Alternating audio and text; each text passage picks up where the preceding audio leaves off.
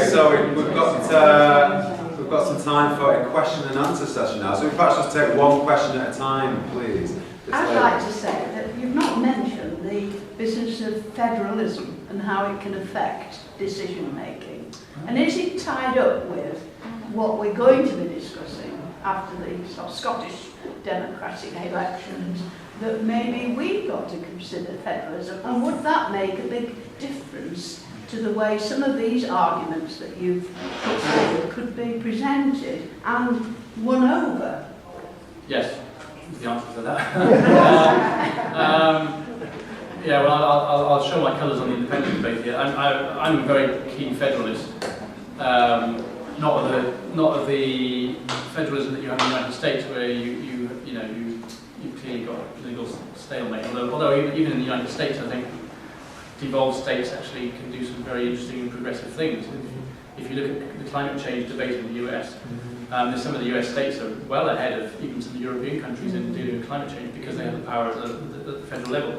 Everyone's talking about Quebec in the context of the independence debate here, but the interesting thing about Quebec is it has control over its energy policy already as a federal state within a federal system, and therefore it didn't privatise its energy system. Its energy, I can't remember the name of the energy company, but they have an energy company that's able to pursue local ends and use the resources and revenues that come out of energy for local need. I didn't get a chance to talk about them, but in the book I talk about, I can't remember, it's 5 or 6 principles of public ownership, of a new form of public ownership, and I think one of them is what I call a decentered political economy, in the sense that I think one of the problems the UK has is that not only are things centralised organisationally within a very small elite within London, but geographically it's a very centralised country. And I think for me the important backstory to the Scottish referendum, which I think is missed by most commentators south of the border, is that there's a real frustration with this sense of Westminster and political elite making decisions that are far removed from the interests of ordinary Scots. But for ordinary Scots, you could probably put ordinary Mancunians, ordinary Geordies, so that's a big part of the debate there. And I am a big federalist. I think Germany, for all its faults, is probably one of the most successful states in terms of successful post-war states in terms of running an economy. It's still a capitalist economy. Socialists like me have issues with that, but it's probably the best example of a state that manages to bring together some sense of social justice and equality around economic performance, and it does it very well. And the reason, I think one of the biggest reasons for that is it's a very decentered, federalised system. Not just in the sense that you have a political decentralisation, but actually alongside that there's economic decentralisation. The banking sector is decentralised, and actually most of the German banking sector is under what I would call some version of collective ownership, public ownership, either co-ops or they've got local regional state banks. Many cities have their own banks, and that's very important because it means that banks actually are the institutions of the economy that make money. They're the ones that produce money. Banks through lending create money and resources, and they're the ones that drive the economy. So if you've got a very decentralised banking system, as you do have in Germany, then it means that you can do things in the local economy through your local institutions that you couldn't do in a more centralised system. So that's a very good example. I think political and economic decentralisation go together in that sense. Can I just add, sorry, I missed the third part of the question. Can I jump in? Go on then. The fact that tomorrow we may actually see the Scots come to their senses and kick out the Westminster government. Do you think that is going to be the kick-off for, say, regional governments in this country? That similarly, in a sense, what you've been talking about are regional governments and people taking control away from that centralised group of people who basically, whether it's Labour, Tory, Lib Dems, UKIP, they haven't got an interest in what is going on in the whole country. First of all, I'm on a knife edge tomorrow. I'm not sure. I'm not sure I'm as confident as you that that's going to happen. But I'm not that where I come at things from a UK perspective, I mean, we're going a bit off topic here, but I would love a federalised UK along the lines of Germany, but I can't see it happening in my lifetime, or even my children's lifetime. I And think we're a small country, aren't we? well, but, you know, I mean, Switzerland's a small country, but it has a federalised system. I mean, it's not to do with scale. I mean, there's more decentralised polities even in some of the Scandinavian countries. If you compare the UK with other European countries, and you compare the amount of money that local government can raise independently compared to other countries, we're far behind. Something like, I think if you look at the European Union, the average in the European Union for the amount of money that can be raised locally, the local level, the local government level, 50% of all revenue is raised at local government level. In this country, it's only 20%. So most local governments are reliant upon money coming from Westminster. Yeah, there's no autonomy over local taxes, or where there is, it's very, very, very small. And that's not very healthy, I don't think. It's a very healthy situation. Even in the context of the Scottish Parliament, most of what it gets is still a block grant from Westminster. And of course, one of the things we've been promised is that you can raise your own taxes and have control of your pocket revenue. The problem with that, of course, is that they're not including oil in the mix there. The oil resources revenue will still go to Westminster, and then we're looking some of that come back. So that's the kind of nature of the debate there. I would hope, if there is a yes vote, I would hope it does kick off a bigger debate in the rest of the UK. I mean, I think Wales certainly will. The northeast of England, which is the region I also did my PhD in the northeast of England, that's the area I know best, outside of London and Scotland and South Wales, where I'm from. The northeast, of course, already rejected devolution. It was a very, very, very weak form of devolution, to be fair to them, but they rejected it in the 1990s. Whether you can bring that back, what form it would take, I'm not sure. I'm not clear about that. For me, don't expect it from Westminster. The Westminster elite. The last thing they're going to do is surrender power. If you're going to take back some control of your economy and society at the regional level, you need to do it yourselves. And I think, as a naturalised Scot, I think that's what the Scots have done. This hasn't come from the SNP. This hasn't come from Westminster. This was a civil society movement that demanded devolution going back to the mid 1970s. I think you've got a good quote somewhere that most of the things that happen come from ordinary people that get together and demand change. The elite aren't going to give away power. At the same time, there might be a dynamic that's created from all this that makes people in England rethink what their political identities are. I already sense there's developing divide between the north, broadly termed, and perhaps London. But I think the problem in the UK is London as an entity and what that represents. I mean, that's bad news for Londoners, most ordinary Londoners as well. It's increasingly not becoming a place you can afford to live if you have an average salary. Even on a professor's salary, most of the people I know working in academia don't live in London. They can't afford to.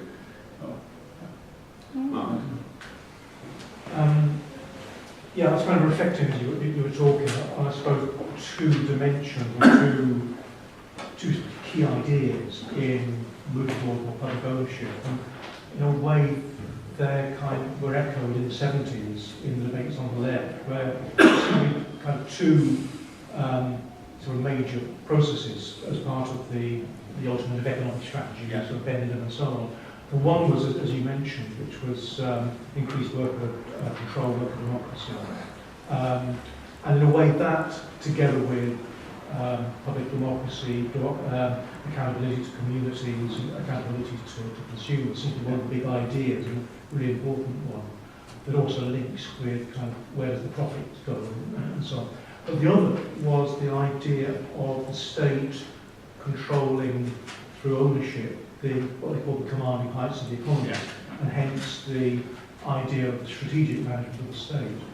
Now, both of those seem to be quite sort of valid, and there are echoes in what you said in terms of, for example, energy policy and so on, and you can't really have a proper energy policy if you've got big corporate interests sort of running it.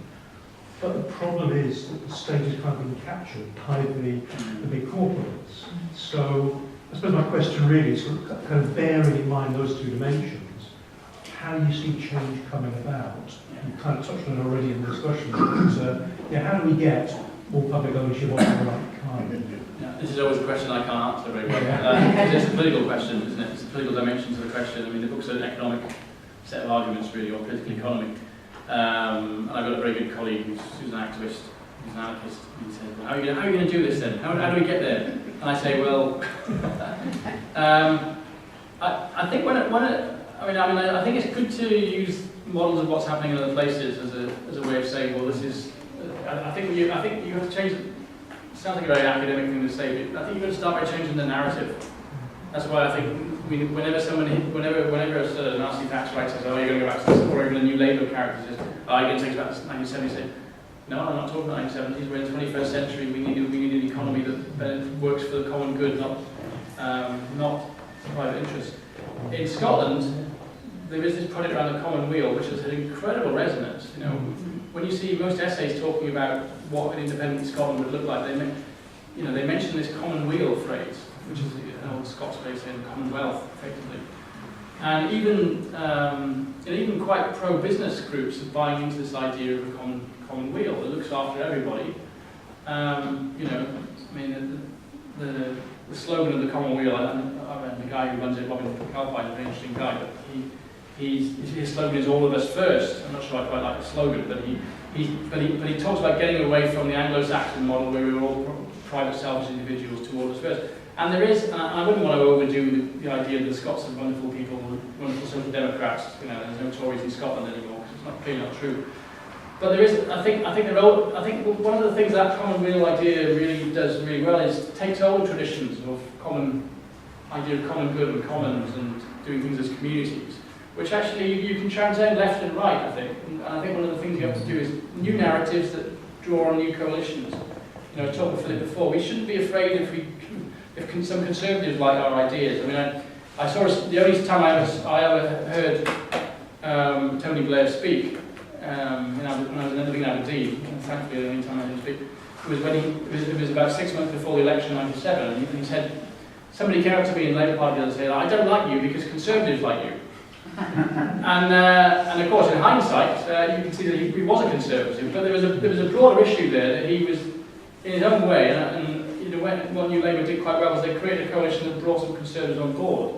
Now, of course, they wasted that coalition in the end. But I think we have to think, and Thatcher was very clever, a politician I wouldn't have any time for at all, but she had the same cross-class coalition, for want of a better word, at the time, because the narrative fitted with a sense of how politics was at the time. And I think we need to do that on the left. We're not doing that enough. We're always too in reactive mode. Whereas I think new narratives around common ownership, community ownership, and taking back our important strategic industries and not allowing vested private interests, to benefit from things that should be run for the community as a whole. That kind of language resonates. And it's interesting because that language resonates with language at the start of the 20th century in the US, when people were writing about the trusts and the growth of Standard Oil and the big monopoly trusts. And there was a big antitrust movement in the US at the time, which again talked about vested interests running too much of the economy. So I think that's the kind of language we have to have. And then we start doing it locally. We had a conference in Aberdeen last week where people were talking about community banking and how easy it is to set up community banks. You shouldn't give up on the state, but we should start doing things locally. I mean, the National Health Service started locally, about 10 miles away from where I was born in Trevigo, as a miners' self-help, mining community self-help group in the 1920s and 30s. That's where Nye Bevan came from, of course. And famously, Nye Bevan said when he created the National Health Service, he said, "What I'm going to do is Trevigorise you all." Yeah. But I think we have to do it locally a little bit to start with, but also we need to change the narrative and keep punching away nationally. As I always say, Equality North West is non-party political. We speak Conservative, Green, Labour, Left Dem, and none of the above. The follow-up, just a quick follow-up to that. Can I honestly just say, sorry. Wait, what's that, mate? Just a quick follow-up. My partner's German. She comes from a Christian Democrat, conservative, rural Catholic family in the north. And many of the anti-market views that we would share in these rooms would be shared by them. And most of what they do in their lives revolves around cooperatives.